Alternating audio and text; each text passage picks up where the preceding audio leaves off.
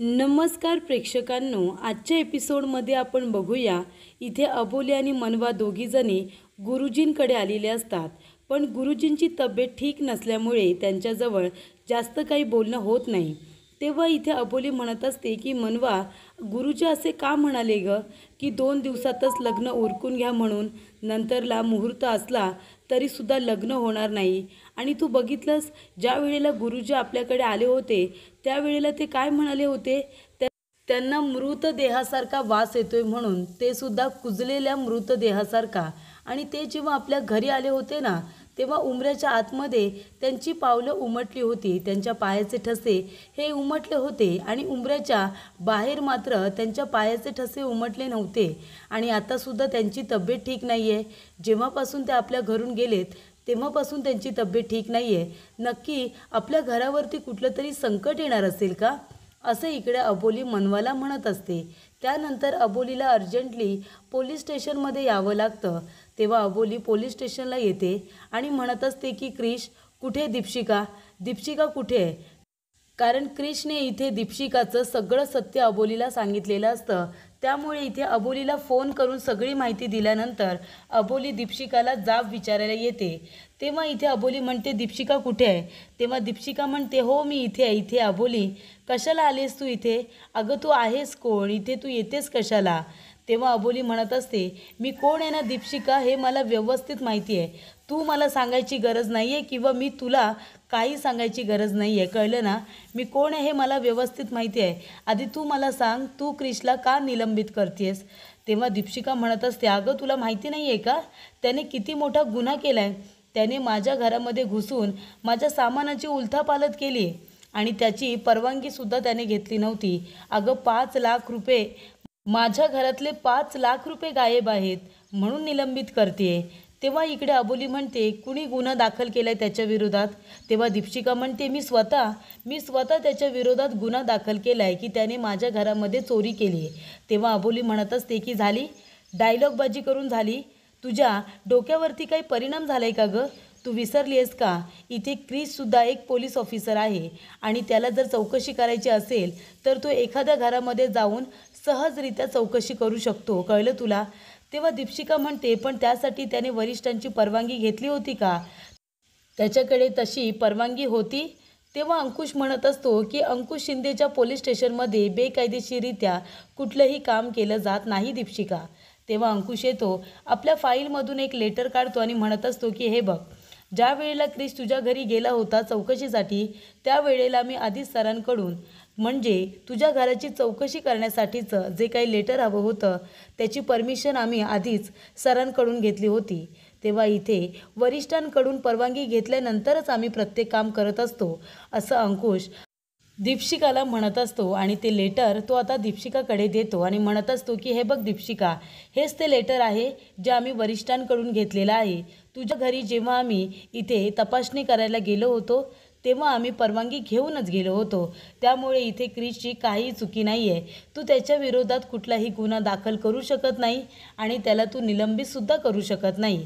तेव्हा इकडे आता अबोली म्हणत असते दीपशिका पण एक गोष्ट माझ्या लक्षात येत नाही आहे, तू काय म्हणालीस की तुझ्या घरातून 5 लाखाची चोरी झाली आहे का. तेव्हा दीपशिका म्हणते हो सर, मी खोटं बोलत नाही आहे, माझ्या घरातून 5 लाख रुपये कॅश ही गायब झाली आहे सर. तेव्हा इकडे अबोली म्हणत असते की हो, तू सुद्धा एक पोलीस ऑफिसर आहेस ना, तुला सुद्धा इतका पगार आहे का. अगं मी सुद्धा एका पोलीस अधिकारीची बायको आहे आणि मला माहिती आहे ना महिन्याला किती पगार येतो आणि त्याच्यामध्ये आम्हाला महिना कसा काढावा लागतो. पण दीपशिका एक गोष्ट तू लक्षात ठेव, म्हणजे जरी तू आम्हाला मूर्ख बनवण्याचं काम करत असशील तरीसुद्धा आम्ही मूर्ख नाही आहोत. तुम्हाला सगळ्यांना पगार मिळतो, तुमचा पगार अकाउंटमध्ये येतो ना. मग जर बँकेमध्ये तुमचा पगार येतो तर घरी 5 लाखाची कॅश तू कशासाठी आणली होतीस, आम्हाला देशील का उत्तर. 5 लाखाची कॅश तुझ्याकडे काय करत होती. तेव्हा इकडे दीपशिका आता काही बोलायला जाणार. अबोली म्हणते खोटं बोलू नकोस दीपशिका, आम्हाला सगळं काही कळतं, कळलं ना तुला. तेव्हा इकडे अबोली म्हणत असते फक्त एक गोष्ट तुला सांगेन की आम्ही प्रामाणिकपणे जेवढा पगार आम्हाला मिळतो त्याच्यामध्ये आम्ही घर चालवतो आणि त्याच्यामध्येच आम्ही आनंदी आहोत, खुश आहोत. जरीसुद्धा इथे गरीब असू ना तरीसुद्धा अशी लाचारी अशी चोरीमारी आम्ही कधीच करणार नाही. त्याच्यामुळे पुन्हा जर असे आरोप खोटे नाटे आरोप क्रिशवरती किंवा आमच्या कुणावरतीही केलेस ना तरीसुद्धा माझ्यापेक्षा वाईट कुणीच नसेल, ही गोष्ट तू लक्षात ठेव, असं अबोली आता म्हणते. त्यानंतर प्रेक्षकांनो इकडे आता मनवा काम करत असते. तेव्हा राघू जात असताना मनवा म्हणत असते की राघू 1 मिनिट थांब ना. तेव्हा राघू म्हणते की मला तुझ्याशी बोलायचं नाही आहे. तेव्हा मनवा म्हणते पण मला तुझ्याशी फक्त 2 मिनटं बोलायचं आहे, थांबशील का? तेव्हा इथे मनवा म्हणते की हे बघ राघू, मला माहिती आहे की तुझ्या मनाची काय अवस्था असेल. माझं आणि क्रिसचं लग्न होतं आहे. तेव्हा राघू म्हणते हे बघ मनवा, त्याबद्दल काही बोलू नकोस, मला त्याविषयी काहीही बोलायचं नाही आहे. तेव्हा मनवा म्हणते प्लीज प्लीज राघू, माझं थोडंसं ऐकून घे. तेव्हा मनवा म्हणत असते की हे बघ राघू, माझं आणि क्रिसचं लग्न ठरले म्हणून तुला वाईट वाटत असेल, पण मी तुला आधीसुद्धा सांगितलं होतं माझ्यामध्ये आणि क्रिशमध्ये तसं काही नव्हतं ग. तू उगाचच आमच्या दोघांवरती संशय घेतलास आणि क्रिशबद्दल तू मनामध्ये इथे कटुता निर्माण केलीस. क्रिसचं तुझ्यावरती खूप प्रेम होतं, पण तुझ्याकडून तेव्हा तू चुकलीस. तू कधीही क्रिसचा आदर केला नाहीस, त्याला तू रिस्पेक्ट दिला नाहीस आणि म्हणूनच कदाचित आता इथे क्रिसला माझ्याबरोबर लग्न करायचं आहे.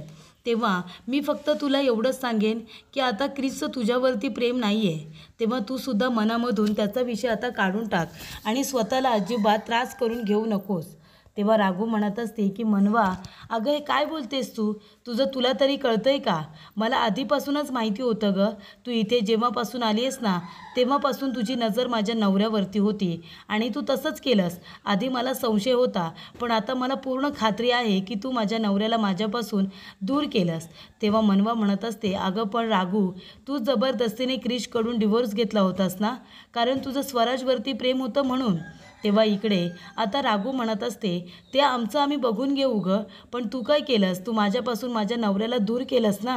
तुझा माझ्या नवऱ्यावरती डोळाच होता म्हणून तर तू इथे आलीस आणि माझ्यामध्ये आणि क्रिशमध्ये फूट पाडलीस. तेव्हा तू तुझा भूतकाळ आठव ना ग, तुझं शिक्षण काय, तुझ्यावरती काय संस्कार झाले, तू कुठल्या जागेवरून आली आहेस, या सगळ्या गोष्टींचा तू जरा विचार कर. तुझा आणि क्रिसचा काहीतरी मेल आहे का? अगं तू कुठून आली आहेस याचं जर तुला भान असतं ना तर तू मला आणि क्रिशला वेगळं करण्याचा प्रयत्न केला नसतास. तेव्हा इकडे आता मनवाला खूप राग येतो आणि ती इथे आता राघूवरती हात उघडते, कारण राघू तिला म्हणते की तुझे इथे ग्राहक तुला भेटायला यायचे, तू इथे पबमध्ये जाऊन त्या लोकांसमोर डान्स करायचीस, हे सगळं तू विसरलीस का? तेव्हा इथे मनवाला त्या गोष्टीचं इतकं वाईट वाटतं की ती राघूवरती हात उघडते. तेव्हा तिथे अबोली येते आणि मनवाचा हात पकडते आणि म्हणते मनवा, हे काय करतेस तू? राघूवरती हात उघडतेस. हे बघ, आपल्याला माहिती आहे समोरचा माणूस चुकत असला आणि तो कितीही वाईट साईड बोलत असला तरीसुद्धा त्याच्यावरती हात उगारून त्याच्या डोक्यावरती काही प्रकाश पडणार आहे का? त्याच्यामुळे जरीही कुणी कितीही चुकीचं बोललं तरीसुद्धा हात उगारणं हे चुकीचं. बाळा, हात उगारू नकोस. तेव्हा इकडे आता अबोली म्हणत असते की राघू, आणि तू हे काय बोलतेस ग मनवाला?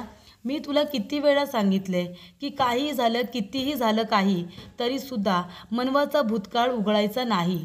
तिचा भूतकाळ तिच्यासमोर पुन्हा पुन्हा आणायचा नाही. तिला त्या गोष्टीचा त्रास होतो हे मी तुला सांगितलं होतं ना. तेव्हा इकडे आता राघू म्हणत असते वहिनी, तुम्हाला फक्त तुमच्या सगळ्यांचा विचार करता येतो, पण इथे माझा विचार मात्र कुणीच करत नाही आहे. मग माझा विचार मला करायला नको का? ही मनवा माझ्या नवऱ्याला माझ्यापासून दूर करून त्याच्याबरोबर लग्न करायची स्वप्न बघते, त्याच्याबरोबर संसार काढते आणि इथे माझं मन दुखावून तिला काय वाटतं तिचा संसार सुखाचा होईल का? तेव्हा इथे प्रेक्षकांनो मनवा खूपच जास्त इमोशनल होते. मनवा म्हणत असते की वहिनी, मला काय वाटतं सांगू तुला? मला असं वाटतं मी जे काही करते ते चुकीचं आहे अगं. म्हणजे बघ ना, मी इथे माझा अधिकार मागण्यासाठी आले होते, पण मला माझा हक्क आणि अधिकार असा कुणाकडून तरी ओरबाडून घ्यायचं नाही आहे, हिसकावून घ्यायचं नाही आहे. मला असं वाटतंय की राघू जे काही बोलते ते बरोबर आहे. मला असं क्रिशबरोबर लग्न करायला नको, ते चुकीचं आहे अगं. तेव्हा अबोली म्हणते काही चुकीचं नाही आहे. त्यावेळेला राघूने जर तिचा संसार वाचवण्याचा प्रयत्नच केला नाही, त्यावेळेला आपण तिला इतकं समजावलं पण तिने आपलं काही ऐकलं नाही. मग आता तिला हा पश्चाताप का होतोय? कारण का इथे आता क्रिश तुझ्याबरोबर लग्न करतोय म्हणूनच ना. मग हे चुकीचं आहे असं अबोली म्हणते. त्यानंतर अबोली म्हणते चल घरामध्ये चल. तेव्हा इकडे आता रमा विचारत असते की अबोली, अगं गुरुजींनी कधीचा मुहूर्त सांगितलाय? तेव्हा इकडे अबोली म्हणत असते की आई, गुरुजींची तब्येत आहे ना ठीक नाही आहे, त्यांना बरं वाटत नव्हतं म्हणून ते आमच्याशी काही व्यवस्थित बोलले नाही. पण त्यांनी एक गोष्ट खात्रीने सांगितली आहे. त्यांनी सांगितलं की 2 दिवसामध्ये क्रिश आणि मनवाचं लग्न उरकून घ्या. त्यानंतर जर मुहूर्त असेल तरीसुद्धा हे लग्न होणार नाही. त्याच्यामुळे घाई करा, लवकरात लवकर हे लग्न उरकून घ्या. तेव्हा इकडे आता रमा म्हणत असते, अगं पण 2 दिवसामध्ये संपूर्ण लग्नाची तयारी कशी काय होईल? तेव्हा अबोली म्हणते, आई तुम्ही काळजी करू नका. जेव्हापासून गुरुजी आपल्या इथून गेलेत ना तेव्हापासून त्यांची तब्येत ठीक नाही आहे असे त्यांचे शिष्यसुद्धा म्हणाले. त्याच्यामुळे आता जास्त वेळ त्यांच्याशी बोलत राहू नका असं त्यांचं म्हणणं होतं. तेव्हा मला जास्त काही बोलता आलं नाही. पण एक गोष्ट त्यांनी खात्रीने सांगितली. ते म्हणाले की आता इथून जा, पण 2 दिवसामध्ये लग्नाची संपूर्ण तयारी करा, कारण त्यानंतर मुहूर्त असला तरी लग्न होणार नाही आहे. तेव्हा तुम्ही काळजी करू नका.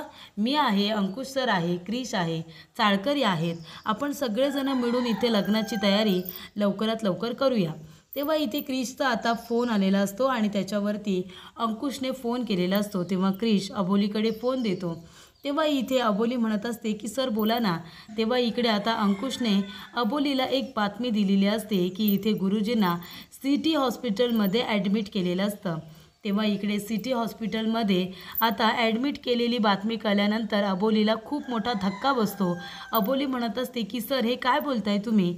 तेव्हा इकडे अबोली म्हणते की ठीक आहे, आपल्याला आता क्रिश आणि मनवाच्या लग्नाची तयारी करायची आहे. तेव्हा अबोली म्हणते की आई बघताय ना, गुरुजींची तब्येत ठीक नाही आहे, त्यांना सिटी हॉस्पिटलमध्ये ॲडमिट केलं आहे. तेव्हा आपल्यालाच आता लवकरात लवकर लग्नाची सर्व तयारी करावी लागणार आहे. तेव्हा उद्याच आपण इथे हळदीची तयारी करूया आणि परवा आपण त्यांचं लग्न लावून देऊया. तेव्हा इथे आता मनवा म्हणत असते, पण वहिनी अगं एक गोष्ट मला कळत नाही आहे, आपल्याबरोबर गुरुजी नीट बोललेसुद्धा नाही आणि जेव्हापासून ते आपल्या घरून गेलेत तेव्हापासूनच त्यांची तब्येत कशी काय बिघडली? तेव्हा इकडे अबोली म्हणते, आता ते मलासुद्धा कळत नाही आहे, पण गुरुजींनी एक गोष्ट सांगितली, ती म्हणजे तीसुद्धा ठामपणे की आपल्या घरावरती नक्कीच कुठलं तरी संकट येणार आहे आणि त्याची चाहूल गुरुजींना आत्ताच लागली. पण आपल्या घरावरती अशी अनेक संकटं आली आणि त्या संकटांना आपण सामोरंसुद्धा गेलो, ते सुद्धा सगळेजण एकत्र. तेव्हा मला असं वाटतं आहे की आता जे काही संकट येईल ना त्यालासुद्धा आपण सगळेजण एकत्र मिळून सामोरं जाऊया आणि आता आपण इथे फक्त क्रिश आणि मनवाच्या लग्नाचा विचार करूया. तेव्हा इकडे मनवा म्हणत असते की वहिनी अगं पण एवढी घाई करायची गरज आहे का? तेव्हा इथे अबोली म्हणते, हो गरज आहे, कारण त्यानंतर मुहूर्त असूनसुद्धा लग्न होणार नाही आहे मनवा. तेव्हा आता 2 दिवसामध्ये लवकरात लवकर तुमच्या दोघांचं लग्न होऊ द्या.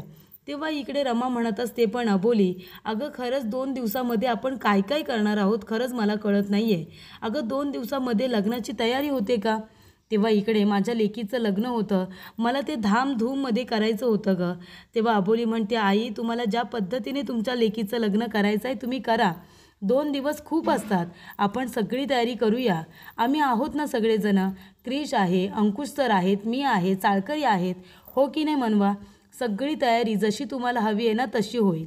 तेव्हा इकडे आता क्रिशला खूप आनंद झालेला असतो, कारण दुसऱ्याच दिवशी हळद, परवा लग्न. इथे आता क्रिशचं स्वप्न पूर्ण होणार असतं. त्याला जशी बायको हवी असते तशी मनवाच्या रूपात त्याला मिळणार असते. तेव्हा इकडे दीपशिका आलेली असते. दीपशिका आल्यानंतर ती म्हणत असते, काय मग लग्नाची तयारी खूपच जास्त जय्यद पद्धतीने चालू आहे, जल्लोषात लग्न होणार आहे तर इथे मनवा आणि क्रिशचं, हो की नाही? इथे लग्नाची जय्यत तयारी सुरू आहे. मी सुद्धा काहीतरी मदत करू शकते का? मी सुद्धा तुमच्या चाळीतला एक भागच आहे, हो की नाही? तेव्हा इकडे अबोली म्हणत असते, तू आणि लग्नामध्ये तयारी करशील की गोंधळ घालशील? तेव्हा क्रिश म्हणत असतो, नाही दीपशिका मॅडम, तुमच्या तयारीची अजिबात गरज नाही आहे. तेव्हा इकडे आता दीपशिका म्हणत असते, अरे असं काय करतोयस क्रिश? अरे मी आहे ना, मी इथे पोलीस स्टेशनमध्ये खूपच जास्त प्रोफेशनल असते आणि घरी आल्यानंतर मी अगदी घरची होऊन जाते रे. त्याच्यामुळे तुम्हाला जी काही इथे आता माझी मदत हवी असेल ना, मी मदत करायला तयार आहे. तेव्हा इथे प्रेक्षकांनो मनवा क्रिशला विचारत असते की वहिनी अगं तू घाईघाईने इथे पोलीस स्टेशनला का गेली होतीस? तेव्हा इकडे अबोली म्हणत असते, मला जावं लागलं.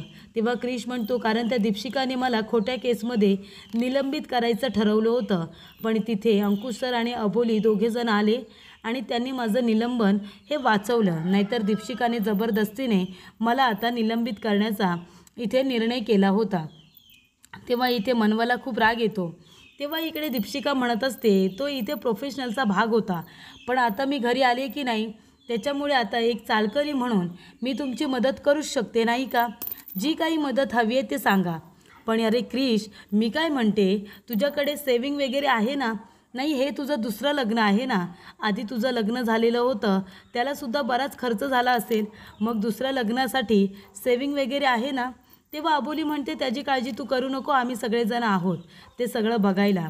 तेव्हा इकडे दीपशिका म्हणत असते, काय रे क्रिश, लग्न झाल्यानंतर वरात कुठे जाईल? म्हणजे इथून तुझ्या घरी जाईल की इथून इथेच आता अबोलीच्या घरी येईल? तेव्हा इकडे अबोली म्हणत असते की हे घरसुद्धा क्रिशचं आहे आणि लग्न झाल्यानंतर क्रिश इथेच राहणार, कळलं तुला?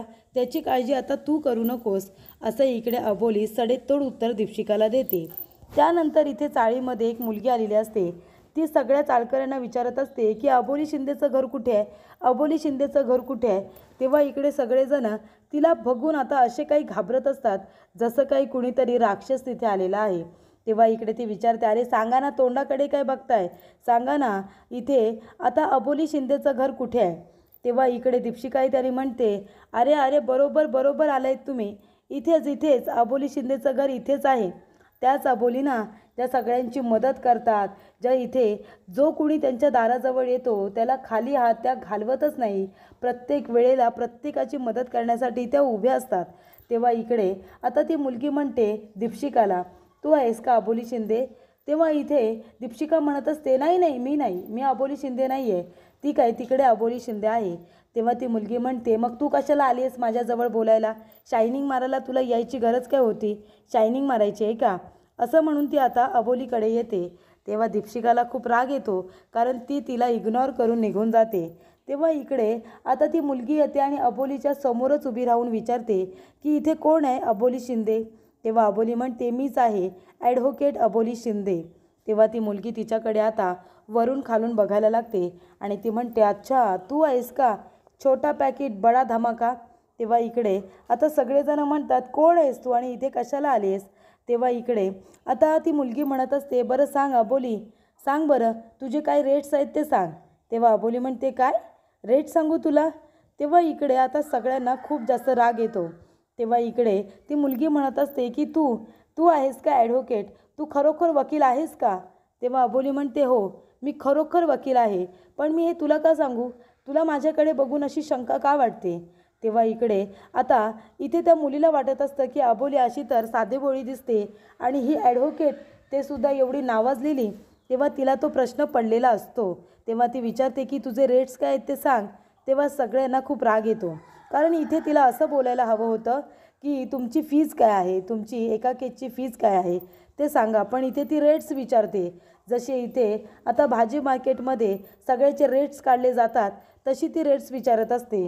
तेव्हा इकडे आता मनवाला खूप राग येतो. मनवा म्हणत असतं, जरा पद्धत वापर ना नीट बोलायची. तेव्हा अबोली म्हणत असते, तुला का रेट्स जाणून घ्यायचे आहेत? तू कोण आहेस? तू इथे कशाला आलीस? तेव्हा इकडे मनवा म्हणते, आधी तर आहे ना बोलण्याची पद्धत नाही आहे तुला, बोलताना जरा नीट बोलत जा. तेव्हा रमा म्हणते, नाहीतर काय, जरा बोलायची इथे पद्धत असते की नाही माणसाला? कशी बोलतेस तू, काय तुझी भाषा, ती जरा सुधार. तेव्हा इकडे आता ती मुलगी म्हणत असते की हे बघा, आम्ही गावाकडे राहतो म्हणून स्पष्टपणे शब्द वापरतो, कारण मोठी जागा असते, सगळीकडे वातावरण शुद्ध असतं. तुम्ही इथे एवढ्याशा खोल्यांमध्ये राहता, असे चिटकून राहता, म्हणून मोजून मापून बोलता, हो की नाही? तसं आपल्याला जमत नाही. आम्ही गावाकडचे माणसं असे स्पष्टपणे बोलतो. आता रेट असू दे किंवा फीज असू दे, शब्द तर सारखाच आहे ना. रेट बोललं तर काय झालं, चुकीचा अर्थ घेऊ नका. तेव्हा इकडे क्रिश म्हणतो, तुम्हाला इथे आता अबोली एका केसची किती फीज घेते हे जाणून घ्यायचं आहे का तुम्हाला? तेव्हा इकडे ती मुलगी म्हणते, बरं झालं रे बाबा, निदान तू तरी इथे समजदार आहेस, त्याला कळलं की मला काय म्हणायचं आहे ते. तेव्हा इकडे आता मनवा म्हणत असते, अगं मग तसं म्हण ना, बोल ना की तुमची फीज काय आहे, असे रेट वगैरे काय बोलते आणि एवढा उद्धटपणा काय करतेस गं? बोलताना आहे ना नीट बोलत जा, कळलं तुला? जरा बोलण्याची पद्धत आहे ना ती नीट वापर. वहिनीजवळ बोलतेस तू, जरा माणसांजवळ कसं बोलायचं ना ते आधी शिकून घे. तेव्हा ती मुलगी म्हणते, कोण आहेस गं तू? तू अबोली शिंदे आहेस का? नाही ना. मग तरीसुद्धा चहापेक्षा किटली गरम कशाला पाहिजे? तेव्हा दोघींमध्ये वाद होणार. तेवढ्यातच अबोली मनवाला आवाज देते आणि शांत राहायला सांगते. तर पुढील भागामध्ये आपण बघूया प्रेक्षकांनो, इथे अबोली आपलं काम करत बसलेली असते तेव्हा तिला इथे वादळ वाऱ्याचा आवाज येतो. बाहेर येऊन बघते तर काय, इथे आता अबोलीला पाळापाचोळा एकत्र झालेला दिसतो आणि त्याच्यामध्ये लिहिलेलं असतं की माझ्या रस्त्याच्या आड येण्याचा प्रयत्न करायचा नाही.